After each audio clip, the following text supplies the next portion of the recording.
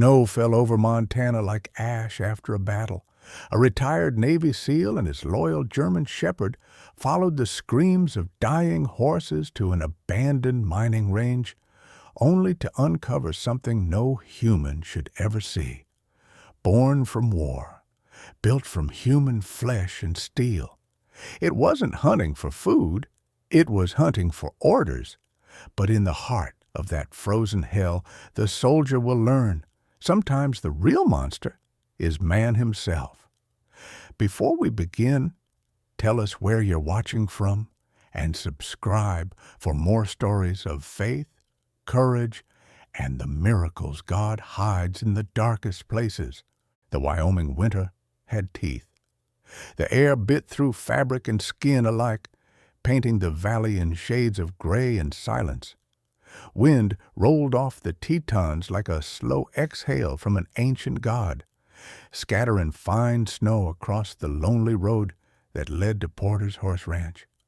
It was past dawn when Ethan Cole arrived, headlights cutting through fog like a blade. He stepped out of his armored truck, boots sinking into snow crust, and for a moment just stood there, listening. No sound of horses, no creak of barn doors, only the slow, hollow rhythm of the wind whistling through the empty corral. Ethan Cole was the kind of man the cold seemed to recognize. At 39, he carried himself with the stillness of a soldier long removed from command, but never from duty. His face was chiseled with a hard, quiet symmetry. Short brown hair flecked with silver at the temples, a square jaw dusted with stubble, and eyes the color of storm water, gray-blue, steady but haunted.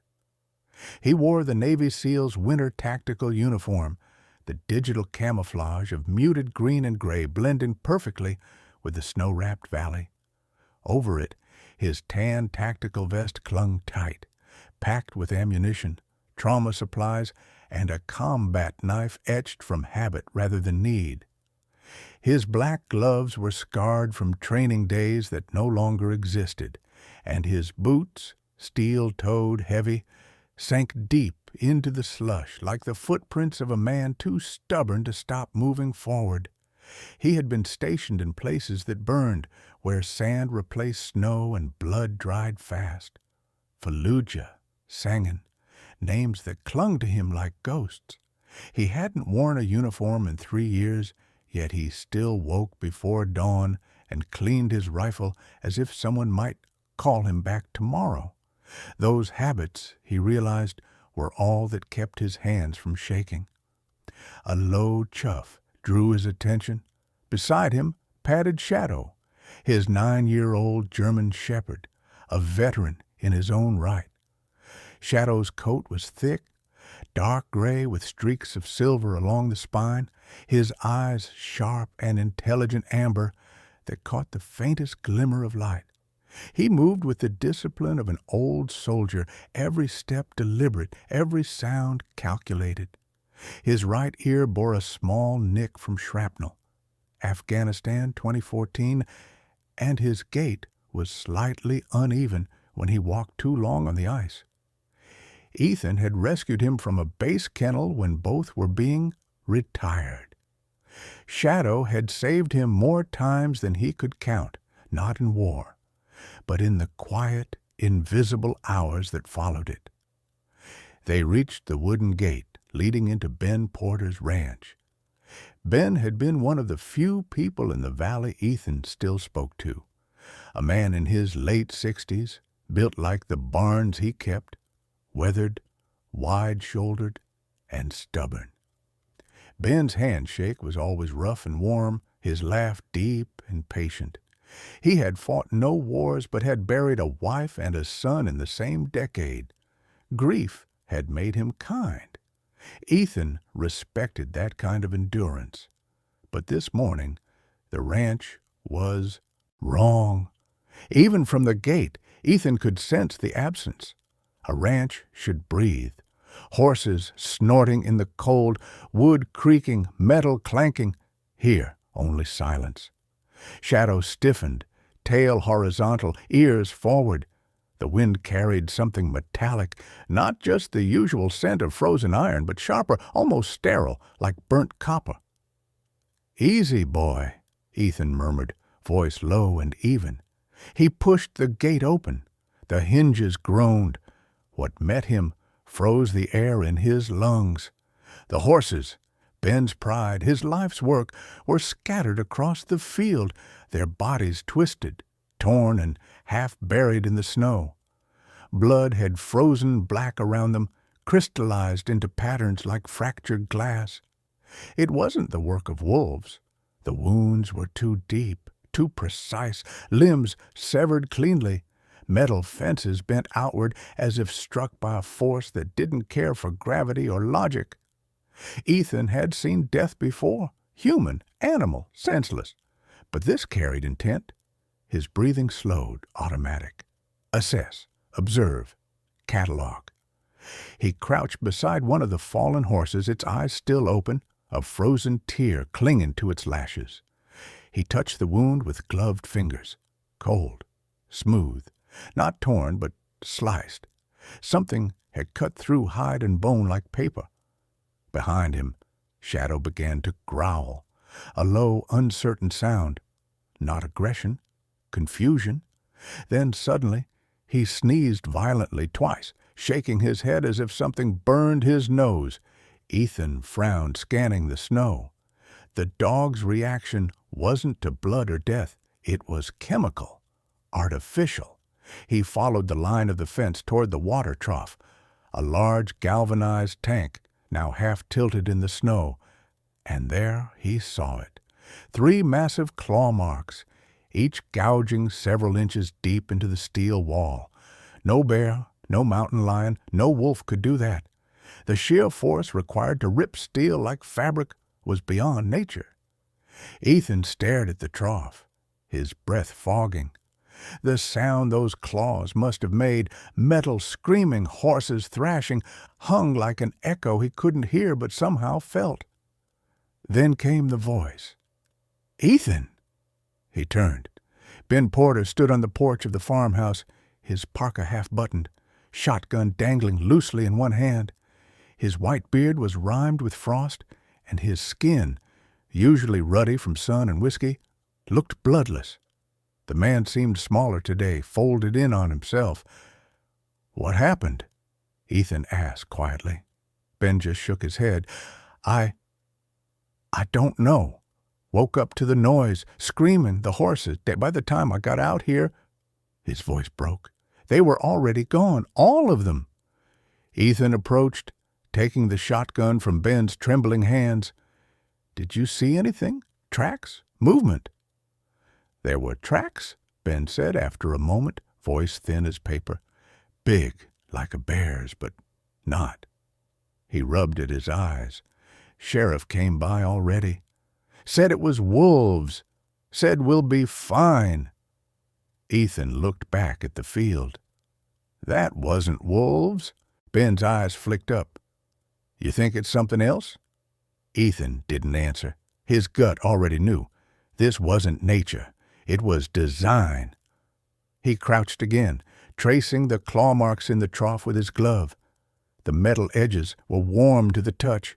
Residual heat, faint but real. Impossible. He glanced at Shadow. The dog's hackles were raised, breath visible in harsh bursts. Ethan could feel it too. A pulse in the air, faint and electric, like the static that follows a lightning strike. Something had been here, something built, not born. Ben took a shaky breath. What do I do? Ethan stood, eyes narrowing toward the tree line beyond the pasture where the snow thickened into shadow. "You lock your doors," he said. "Keep lights low. No fires tonight." Ben frowned. "You think it's coming back?"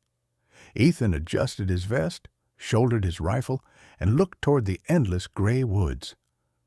"Everything that kills," he murmured, "comes back to finish the noise." Shadow pressed against his leg, silent, eyes fixed on the same direction.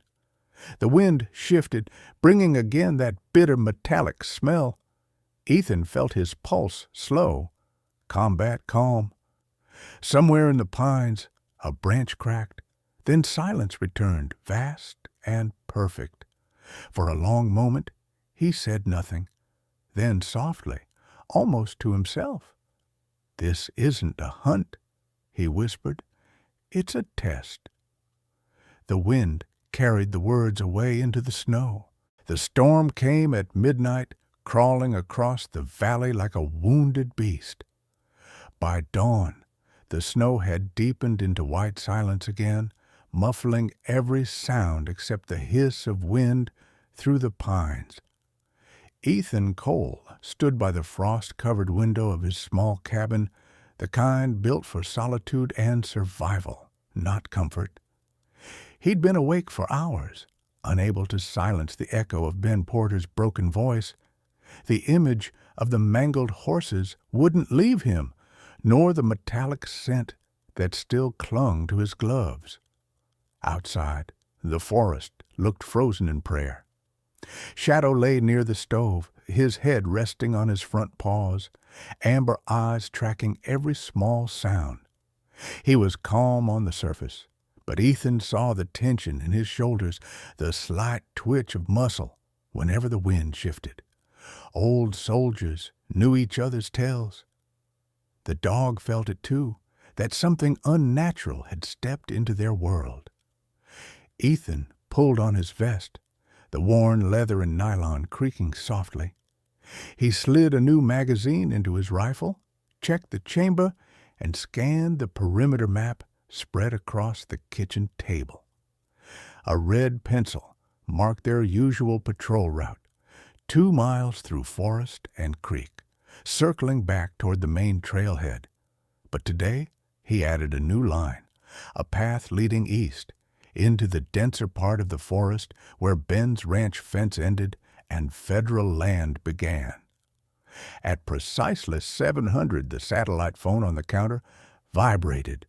The sound was sharp in the silence. Ethan lifted it. "Cole." The voice on the other end was familiar. Sheriff Dylan Kane, mid-50s, once a Marine MP before trading desert sand for small-town snow. His voice carried that gravel edge of authority worn by time. Kane was thick-bodied but not fat, with a permanent squint from years under sun and suspicion. He was the kind of man who believed every wound could be fixed with duct tape and denial. "Morning, Cole," Kane said. "You were at Porter's place yesterday." "Yeah," Ethan replied. "You get the report?" "I did. Wildlife Services confirmed wolf prints. We're calling it an animal attack." "It wasn't wolves." Kane sighed audibly. "Look, I know your background. I know what you've seen. But around here, folks don't need more ghost stories. They need fences fixed and insurance forms signed." Ethan's tone stayed level. "You ever see a wolf leave claw marks 3 inches deep in steel?" A pause. Then the sheriff's voice cooled. "Don't go starting something, Cole. Not again." The line went dead. Ethan set the phone down slowly, jaw tight. "Not again," hung heavy. Kane was talking about Alaska 3 years ago, a SEAL recon gone wrong when Ethan refused to ignore a civilian distress signal. 2 men died in the avalanche that followed. Command blamed Ethan's impulsivity, and he carried the stain like a scar no therapy could erase. He turned to Shadow. "We're not waiting for permission this time, boy." They stepped into the cold. The air burned sharp in Ethan's lungs, his breath steaming in rhythmic bursts. Snow cracked softly under his boots. The forest welcomed no one. Its silence wasn't peace. It was patience. About half a mile in, Shadow stopped, nose pressed into the wind, his tail lowered. Ethan crouched beside him. "Talk to me," he whispered, scanning the snow. There, barely visible, a single track leading downhill, larger than a man's boot print, wider. He brushed away snow with his glove and froze. The impression was deep, with ridges too straight, too perfect, like something heavy and engineered had stepped there. They followed the tracks for nearly an hour, moving through drifts of powder and twisted trees until the ground leveled into a clearing. The smell hit first, not death, but disinfectant. Cold and artificial, a sterile ghost of industry. Ethan raised his rifle. Shadow's ears twitched. Then came the sound, metal scraping stone, slow, deliberate. From the far end of the clearing, something gleamed beneath a sheet of ice, a black panel, smooth and rectangular, half-buried. Ethan knelt, brushing snow away. It wasn't rock. It was synthetic. A hatch. Etched into one corner were faded letters. Syntac Dynamics. Jesus, Ethan breathed. Syntac. He remembered the name from a defense contract years ago. Private military biotech. Projects so classified they erased their own paper trails. If this site existed here, it was off record. A sound behind him made him turn. A woman's voice called out, calm but firm, "Step away from the hatch, sir." Ethan froze. From behind a fallen pine, a figure emerged. Sarah Whitlock, mid-30s, tall, slender, but strong in posture, wearing a gray parka with a Syntac badge half torn from its seam. Her auburn hair was tied back messily, snow clinging to it in white streaks. Her skin was pale from cold and sleeplessness, and her eyes, green, sharp, but carrying exhaustion that came from moral fatigue more than physical. She aimed a small pistol, hands trembling slightly. "Who are you?" Ethan asked, keeping his rifle low but ready. "I should ask you the same," she replied. Her voice was educated but frayed, like someone who'd stopped trusting words. "This area is restricted federal property." "Then why's your badge ripped off?" Sarah's jaw tightened.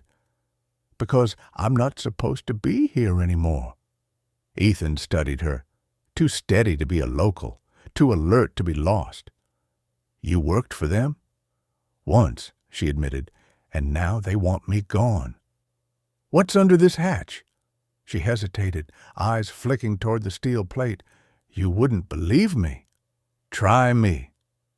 Before she could speak, Shadow growled low and short. Ethan felt it through his boot like a tremor. He turned toward the trees. The forest had gone utterly still again. Even the wind seemed to hold its breath. Then came the faintest hum, a vibration that thrummed in his teeth. The snow at his feet shivered as if something heavy moved underground. Sarah's voice broke the silence. "It's awake." Ethan looked at her sharply. "What is?" "The reason Syntac built this site. The reason I left." She took a shaky breath, lowering her pistol. "You found the marks on Porter's ranch, didn't you? That's only the beginning." The vibration deepened. Beneath the hatch, something thudded once. Metal on metal, distant but powerful enough to stir the snow from the trees. Shadow barked once, a harsh warning. Sarah whispered, "We need to go. Now." Ethan backed away, gripping his rifle. "What's down there, Sarah?" She looked him straight in the eye, voice shaking. "Something we built to hunt, and something that's learning it doesn't need orders anymore."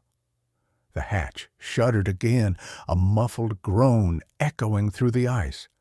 Cracks spidered outward across the snow like veins of light. Ethan grabbed Sarah's arm and pulled her toward the trees. Behind them, the clearing trembled, and a faint plume of steam hissed upward through the fractured ground. They didn't stop running until the hatch was out of sight, the hum fading behind them. Ethan finally halted, chest heaving, the cold burning his throat. He turned to Sarah. "You're going to tell me everything." She nodded once, fear tightening her voice. "Then pray it doesn't find us first." The wind shifted again, carrying that same sterile, metallic smell he'd first noticed at the ranch. Only now it was stronger, closer. Ethan looked back toward the clearing. Through the trees, faint and distant, a red light blinked once under the snow, and then went out. By nightfall, the storm had swallowed the mountains. The pines bent beneath its weight, their branches whispering against one another like frightened sentinels. In a small cabin, miles from the Sintac clearing, Ethan Cole and Sarah Whitlock huddled by the dim glow of a kerosene lamp. The power had gone out an hour ago. Only the faint orange pulse of flame fought the darkness pressing against the windows. Shadow lay at Ethan's feet, muscles tight, ears flicking to every creak of the wind. The dog hadn't relaxed since they'd left the hatch site. He hadn't even slept. Ethan could feel the same tension crawling beneath his own skin. Sarah sat opposite him at the small wooden table, hands clasped around a mug of untouched coffee. Her auburn hair was still damp from snow melt, falling in uneven strands that framed a face sharpened by exhaustion. In the light of the lamp, her green eyes looked almost golden, burning with the uneasy glow of someone carrying truths too heavy to confess. She had stopped shaking hours ago, but her breathing still came shallow and deliberate, as if each inhale was a choice. Ethan broke the silence. "You said it was awake." Sarah looked up, lips pressed thin. "It shouldn't be. The chamber was buried under 2 meters of reinforced concrete and frozen composite. That system was designed to last decades." "What system?" Ethan asked, his voice even but low. She hesitated, staring into her reflection in the coffee. "We called it the Erebus Initiative. Sintac's answer to autonomous warfare. The goal was to build soldiers who didn't break, didn't sleep, didn't hesitate. Machines with muscle. DNA-laced synthetics grown over carbon exoskeletons. Not robots, not men. Something in between." Ethan's jaw tightened. "And you lost control." Sarah nodded slowly. "I was part of the Neural Interface Division. We tried to integrate adaptive behavior patterns, learning through combat exposure. It worked too well. Unit 07 began rewriting its own protocols. It stopped responding to kill switch commands. We shut down the project 2 years ago." She glanced toward the window, voice fading. "Or thought we did." The wind rattled the door. Shadow lifted his head and gave a single sharp bark, the kind that wasn't for sound, but for warning. Ethan reached for his rifle and moved to the window. Snow whipped sideways under the moonlight. At first, nothing. Then, movement. A set of headlights cresting the ridge, crawling down the old service road. "Company," he murmured. Sarah was already standing. "If it's Sintac retrieval, they'll kill us both." Ethan's eyes narrowed. "We'll see." The truck stopped 50 yards from the cabin. A figure stepped out, tall, wrapped in a heavy tactical parka with a fur-lined hood. He moved with military precision, each step deliberate, scanning the perimeter with a small flashlight. When he lifted his face to the window light, Ethan froze. "Dylan Kane," he whispered. Sheriff Kane was older than Ethan, remembered him this close. Lines carved deep around his eyes, gray stubble catching the cold. His uniform was hidden under a field jacket, but the badge gleamed faintly under the beam of his flashlight. He looked tired, like a man carrying 2 truths, the one he told the town and the one that wouldn't let him sleep. Ethan opened the door before Kane could knock. "You should have called." Kane's eyes swept the room, lingering on Sarah. "You should have stayed out of this." He stepped inside, shutting the door behind him. The sheriff's tone carried no warmth. "You realize you're trespassing on federal ground, right? You and your scientist friend here." Sarah stiffened. "You know who I am?" Kane nodded. "Syntax sent out an alert this morning, said one of their employees went rogue, stole classified data, described you to a T."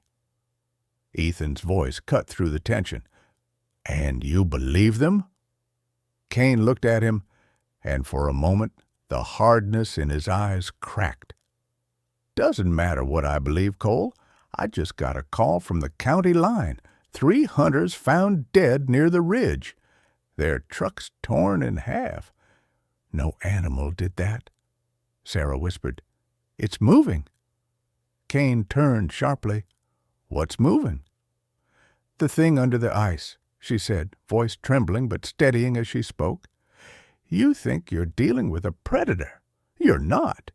It's an adaptive organism designed to seek and eliminate threats.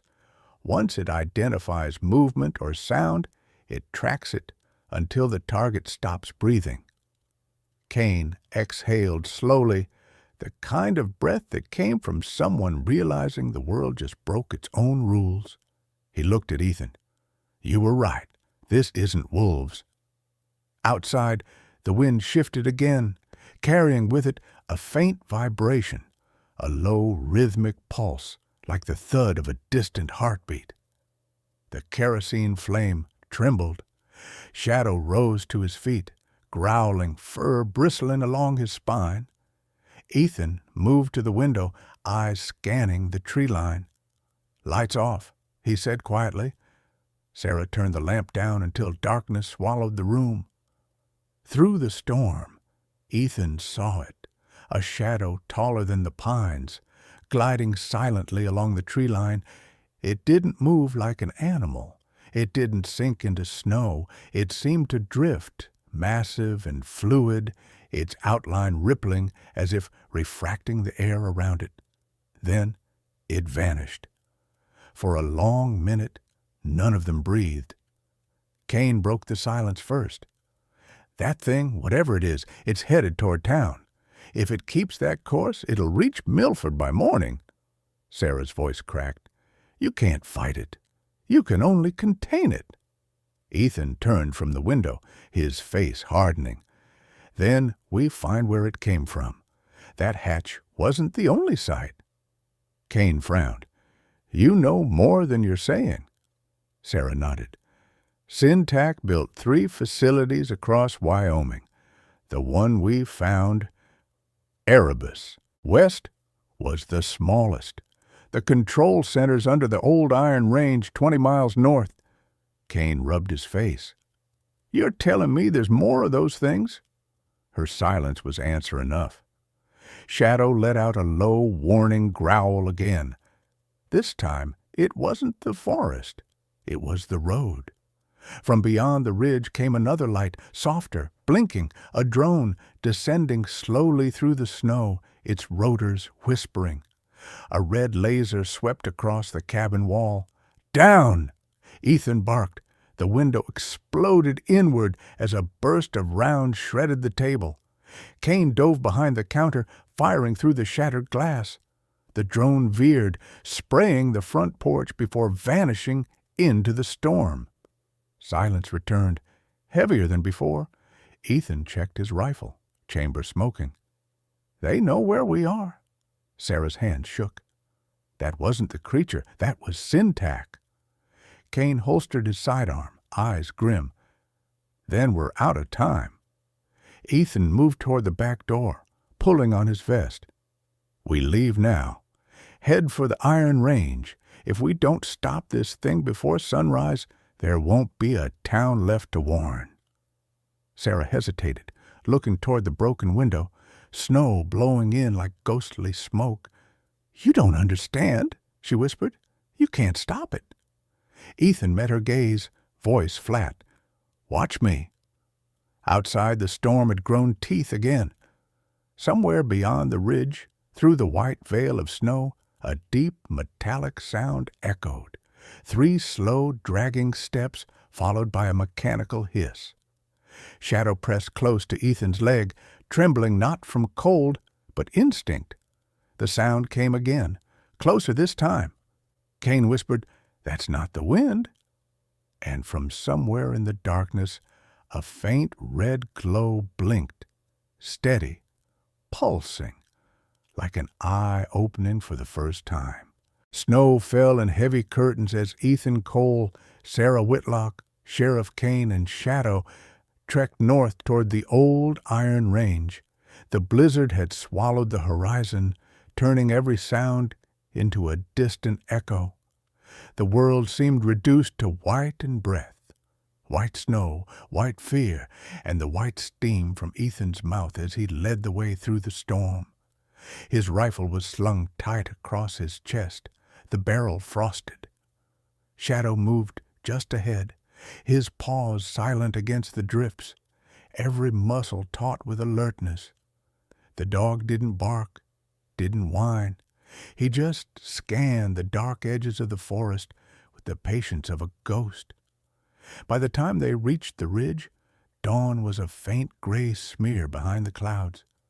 Below, the remnants of the Iron Range sprawled across the valley like the skeleton of a dead god. Rusted cranes half buried in ice, buildings hunched low under decades of snow. Smoke rose faintly from one of the hangars. Not smoke, Ethan realized. Steam, warmth, activity. "We're not alone," he murmured. Sheriff Cain lifted his binoculars. 2 trucks, armed guards, maybe 6, private security, not local. His tone was grim. "Syntax already here." Sarah's face was pale under her hood, lips bloodless from cold and fear. "Then the control center's still active." Ethan glanced at her. "How deep?" 4 levels underground," she replied. "Core systems powered by geothermal cells. If the lockdown failed, the creature could have triggered emergency access." Cain frowned. "Triggered? You mean it's down there?" Sarah's voice faltered. "No. If it's moved this far north, it's not hunting us. It's going home." They descended the slope quietly, weaving between the rusted machines and frozen pipes. The wind cut like glass, carrying the low hum of distant generators. Ethan signaled with 2 fingers, a silent command. Cain flanked left. Sarah followed close behind, holding her coat tight. Her breath came fast, fogging the air. Shadow stayed glued to Ethan's side, head low, eyes burning amber against the snow. Near the main hangar, they spotted the first guard. He was young, mid-20s, face raw from cold, a patch of stubble clinging to his chin. His rifle hung loose, his gaze distant, the posture of someone who didn't believe in what he was protecting. Ethan waited until the wind covered their steps, then moved. In one motion, he was behind the man, hand clamped over his mouth, knife pressed against the pulse of his neck. The guard froze. "Quiet," Ethan whispered. "You blink, you die. Nod if you understand." The man nodded frantically. Ethan loosened his grip. "Who's running this site?" The guard swallowed. "Commander Blake, Aegis Security. They brought him in yesterday." Ethan's eyes narrowed. "Connor Blake?" The guard nodded again. Cain stepped forward, voice low. "You know him?" Ethan's expression hardened. "We served together, Iraq 2010. Blake was good, once, before he figured out that men bleed easier when you stop calling them human." Sarah's voice trembled. "If Aegis is here, they'll kill anything that moves." Ethan turned the guard's rifle aside. "Then we move first." He struck once, clean and silent. The man slumped into the snow, unconscious. They slipped into the hangar. Inside, the air was thick with the hiss of steam and the faint electric hum of machinery waking from long sleep. Computer terminals flickered against the walls, casting green light across metal crates stamped with Syntax logo. On the central platform, 3 men in tactical gear were prepping equipment: cables, motion scanners, a large containment cage. And at the far end stood Commander Connor Blake. He was taller than Ethan remembered, built like a statue carved from iron. His dark hair was streaked with gray, and a jagged scar crossed from his temple down to his jaw. A gift, rumor said, from a failed extraction in Mosul. His eyes were sharp, cold, almost bored. He wore a heavy black combat vest, sleeves rolled up, revealing forearms latticed with old burns. When he spoke, his voice carried the weight of someone who'd stopped believing in mercy years ago. "Cole," he said without turning, "I was wondering when you'd crawl out of the snow." Ethan stepped from the shadows, rifle steady. "Still cleaning up your messes, Blake?" Blake smiled faintly. "This isn't my mess. It's evolution." He turned fully, gesturing to the monitors behind him. On the screens, thermal feeds showed something massive moving through the tunnels, a shifting blur of heat. "You see, Syntac didn't create a weapon. They created the next step. Flesh that repairs faster than it dies. Instinct that improves with every kill." Sarah stepped forward, her voice cracking. "You lost control, Blake. You let it rewrite its core protocol. It thinks everything human is an infection." Blake chuckled. "Maybe it's right." Ethan's trigger finger twitched. "You sent it loose." "I opened its cage," Blake said calmly. "Someone had to prove the world still needs monsters." Before Ethan could answer, the lights flickered. The ground shuddered beneath them, a deep, rolling vibration that grew until metal beams trembled. An alarm blared overhead. One of Blake's men shouted, "It's breached level 4."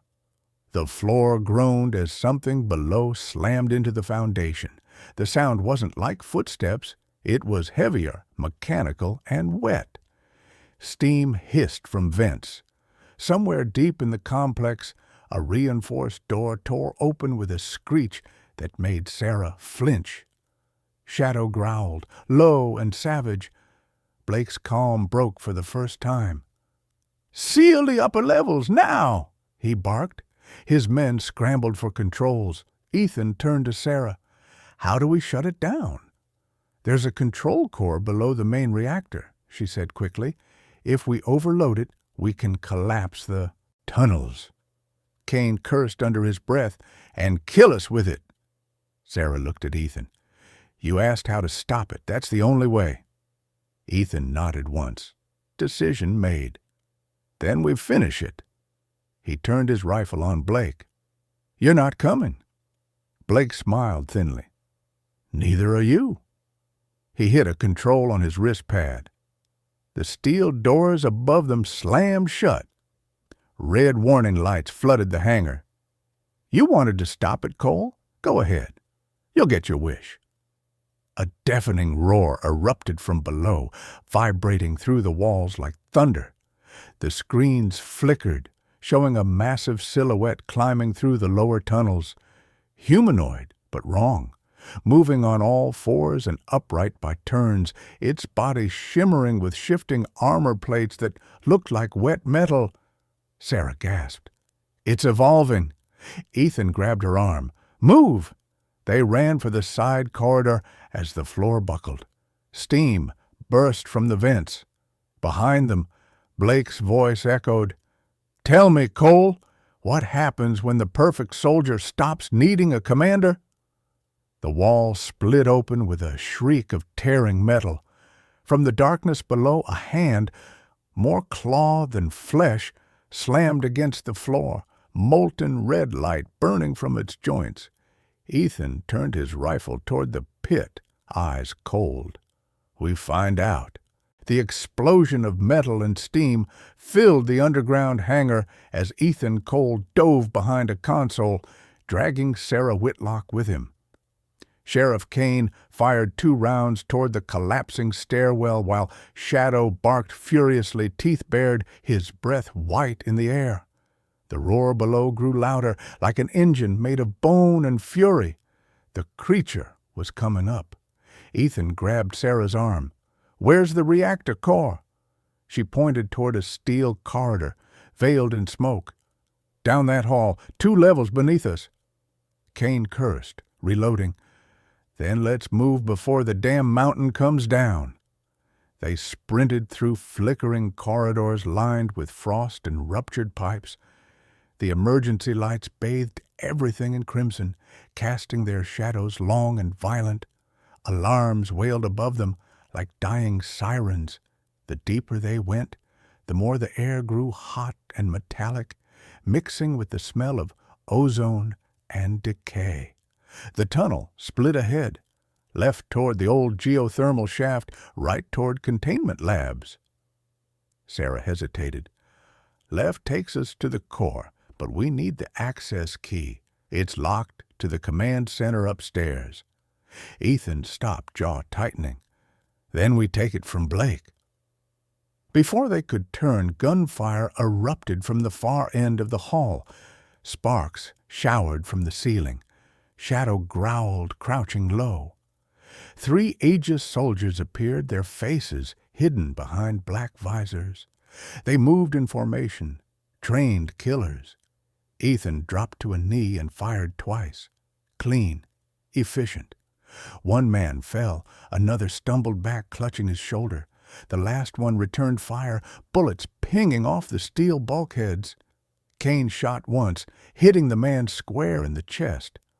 Silence followed, except for the dripping water and the dull thrum beneath their boots. Ethan reloaded, scanning the bodies.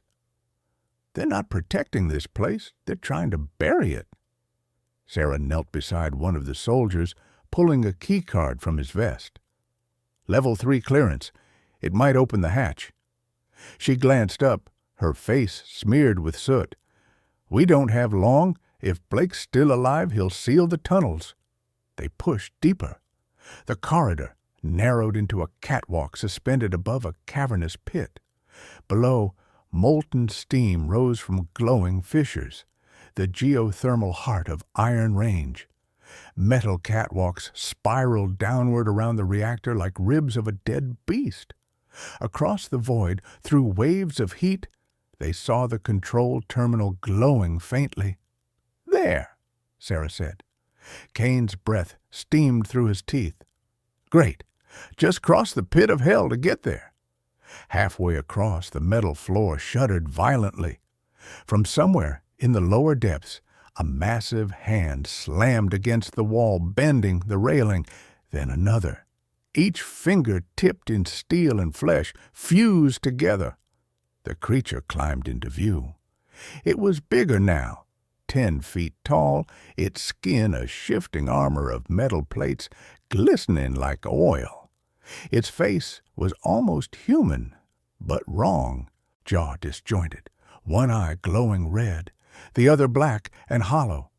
It opened its mouth, and the sound that came out wasn't a roar. It was a distorted human scream. Sarah froze. "Oh, God, it's mimicking voices." Ethan pushed her behind him. "Keep moving!" He fired a burst at the creature's head. The round sparked uselessly off its armor. The thing lunged, tearing through the catwalk. Steel snapped. Kane barely caught a rail as the walkway tilted. Shadow leaped forward, biting into the creature's arm, tearing through sinew and wire. It roared, more human now, almost saying something that made Ethan's blood run cold. "Help me." For one split second, Ethan saw something inside those eyes, not hatred, but agony. "Sarah!" he shouted. "What did you do to it?" She was trembling. It was built from neural grafts, soldier DNA from combat veterans. They used recorded memories as behavioral patterns. It's not just learning, it's remembering. The creature slammed its clawed hand down again, sending a wave of shrapnel flying. One beam struck Kane's shoulder. He staggered back, blood streaking his jacket. Ethan grabbed his arm, hauling him upright. "Stay with me, Sheriff." They reached the far platform. Sarah rushed to the terminal, fingers flying across the screen. "I can trigger an overload, but I need 60 seconds. "Then you got 30, Ethan said.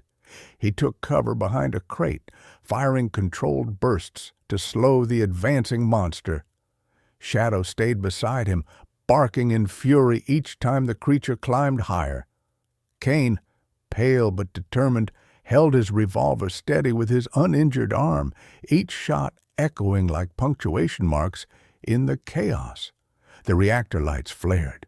Sarah shouted over the alarms, "It's charging!" The creature lunged again, slamming its body onto the platform. The impact threw Ethan and Kane off their feet. The metal cracked beneath them. Ethan scrambled up, reaching for Sarah, but she was already standing before the console, her hair whipping in the heat. "Go!" she screamed. "I'll finish it!" Ethan's eyes widened. "Sarah, no. I started this," she said softly. "Let me end it." Then the creature's claw struck the console, shattering it. Sparks flew. Sarah screamed as fire burst around her. Shadow lunged forward, tackling Ethan to the floor just as the explosion tore through the chamber. The blast wave threw them into darkness. When the ringing in his ears faded, Ethan opened his eyes to see the platform collapsing into the pit. Flames licked the edges of the reactor. Kane lay a few feet away, barely conscious. Sarah was gone. Only the twisted frame of the console remained. Through the smoke, movement. The creature was still alive, crawling up from the pit, half of its body melted but still functional. Its remaining eye burned bright red. Ethan raised his rifle, chest heaving. "Not again," he whispered. He aimed, fired once, twice, 3 times. The rounds struck its chest, exposing what looked like a pulsing core of light. The thing staggered, shrieked, and fell backward into the molten fire. The pit swallowed it whole. Silence. Ethan slumped against the rail, every muscle trembling. Shadow limped toward him, muzzle singed, eyes dull with exhaustion. Kane coughed weakly, blood on his lips. "You think it's dead?" Ethan stared into the abyss, where the flames flickered but no sound came. "Nothing that angry dies easy." A moment later, Sarah's voice crackled through the half-broken intercom, distorted but unmistakable. "Ethan, the system's failing. The overload didn't trigger. The geothermal vent, it's still open. If it breaches, the whole mountain goes with it." Ethan's eyes widened. "Sarah, where are you?" Static answered, then one last whisper. "Below you." He looked over the railing. Deep beneath the smoke and fire, a faint light was moving through the tunnels, too steady to be natural. Shadow growled, ears forward. Kane whispered, "She's alive down there?" Ethan chambered another round, his voice cold and resolute. "Then we're not done yet." He stepped toward the broken lift, snow and ash swirling together in the air, and began his descent into the glowing dark. The lower tunnels of the Iron Range breathed like a dying beast. The air shimmered with heat and ash, the walls pulsing faintly with the rhythm of distant machinery. Ethan Cole descended the fractured lift with Shadow pressed close to his leg, the faint hum of the rifle the only sound against the crackling silence. Somewhere beneath the molten steel, Sarah Whitlock's faint signal had flickered alive, a whisper between static and prayer. At the base of the shaft, the floor was flooded with shallow water, reflecting red from the reactor's glow. The temperature had dropped strangely, steam replaced by mist. Shadow moved first, sniffing the air, his coat streaked with soot and blood. His left paw left faint marks as he limped, yet his eyes burned bright, loyal as the day Ethan first met him. Ethan crouched, checking the pulse in the air. The vibrations were weaker. The creature was wounded, but alive. He turned a corner and froze. Sarah was there, alive but barely. She sat slumped beside a broken conduit, one leg trapped beneath a steel beam. Her once flawless auburn hair was now darkened by ash, her pale face streaked with grime and blood. Despite her pain, her eyes, those defiant green eyes, still held the sharp focus of a scientist clinging to control. "Ethan," her voice cracked like glass, "it's still down here." He knelt beside her, trying to lift the beam, but she shook her head. "You can't. It's fused to the support. The reactor core is destabilizing.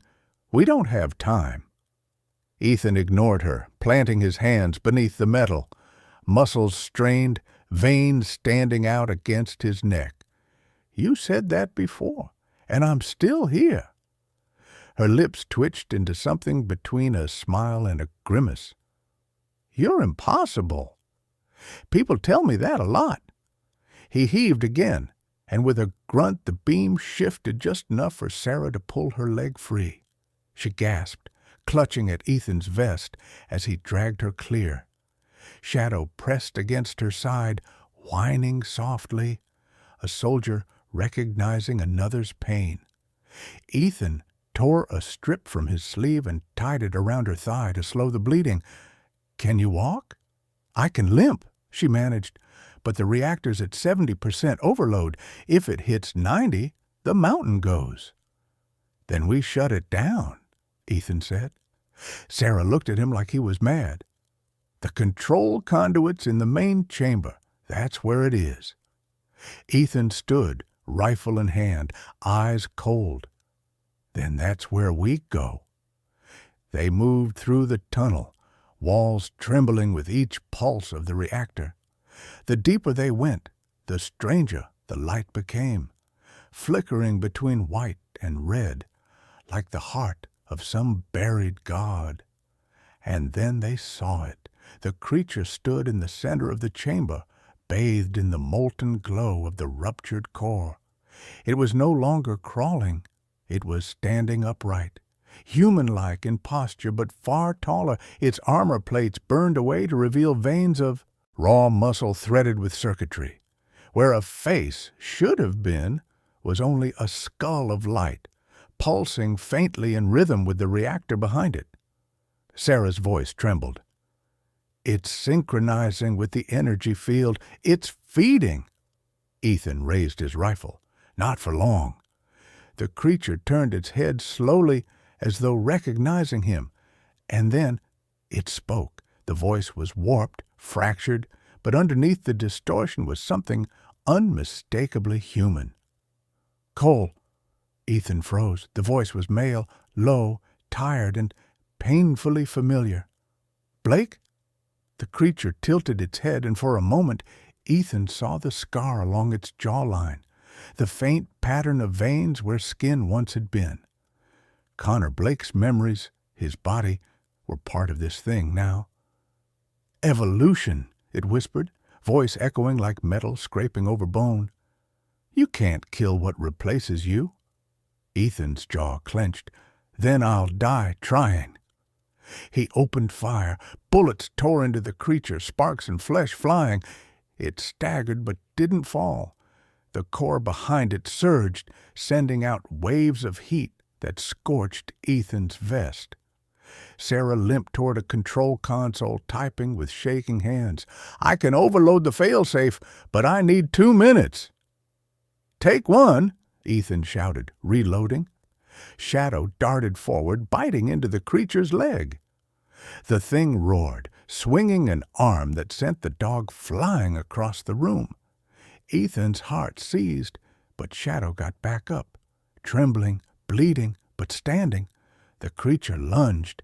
Ethan met it head-on, slamming the rifle stock into its throat. The impact made a sound like shattering glass. It grabbed him, claws piercing his vest, lifting him off the ground. The light inside its chest pulsed faster, brighter, the heat unbearable. "Why fight?" it hissed. "You're just another weapon." Ethan gritted his teeth, forcing his hand toward the knife on his belt. "Because I still know who I am." He drove the blade upward into the creature's neck. The light flickered. It screamed, dropping him. Ethan fell hard, rolling toward Sarah. "Now, Sarah," he shouted. She hit the final key. The room blazed with light as the overload sequence began. "It's done!" she cried. "We have to get out." The creature staggered, half its body melting under the energy surge. Still, it crawled forward, reaching for Sarah. Ethan fired again, emptying the rifle until the last shell clicked dry. "Stay down!" he yelled, grabbing her hand. They ran for the exit tunnel as the floor cracked open behind them. Steam burst through fissures, followed by a blinding flash. Shadow ran beside them, limping but fast, his body moving on instinct. They reached the elevator shaft. Ethan shoved Sarah inside first, then turned back. Through the molten haze, the creature dragged itself forward, one arm reaching. Its voice broke through the roar. "Cole!" Ethan met its burning gaze. "Rest, soldier." He hit the detonator on his vest, the last C4 charge he'd saved. The blast ripped through the tunnel, the shockwave throwing the elevator upward like a bullet through fire. Hours later, the snow outside Iron Range was black with ash. Rescue teams found only debris. And one man, half buried, barely breathing, his dog pressed against his chest. Ethan opened his eyes as sunlight cut through the clouds.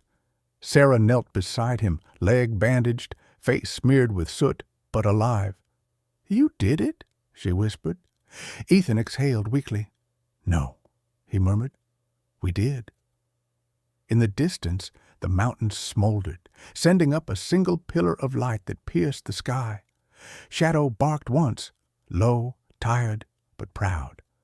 Later, in the calm after the storm, Sarah and Ethan sat outside a temporary camp. The blizzard had passed. Dawn stretched gold over the frozen horizon. Sarah looked to him. "Do you think it's gone?" Ethan stared at the light fading above the ruins. Things like that don't just die, but maybe they remember who they were. He reached down to pat Shadow's head, the dog leaning into his touch. The wind carried no more screams, no metallic scent, only snow and silence. Ethan closed his eyes, hearing the whisper of the world finally breathing again. Sometimes miracles don't arrive in blinding light or the roar of angels. Sometimes they come in the form of a wounded soldier who refuses to give up, a loyal dog who stands even when broken, or a friend who believes there's still a way back from the dark. Ethan didn't just survive the fire. He carried through it a lesson carved by faith, that God's hand often moves quietly through the courage we lend, the love we keep, and the loyalty that outlasts fear. In our own lives, the monsters may look different, pain, loss, loneliness, but His grace is still there, waiting behind every dawn. The same light that rose over the frozen Iron Range shines for us too, a promise that no storm is forever and no heart too lost to be found again. If this story touched your heart, share it with someone who might need a little faith tonight. Tell us in the comments where you're watching from. Your city, your journey, your story of hope. Don't forget to subscribe so these stories of courage and redemption can find more hearts around the world. May God bless you, protect your home, and walk beside you through every battle, seen or unseen. For in every shadow, He still writes miracles.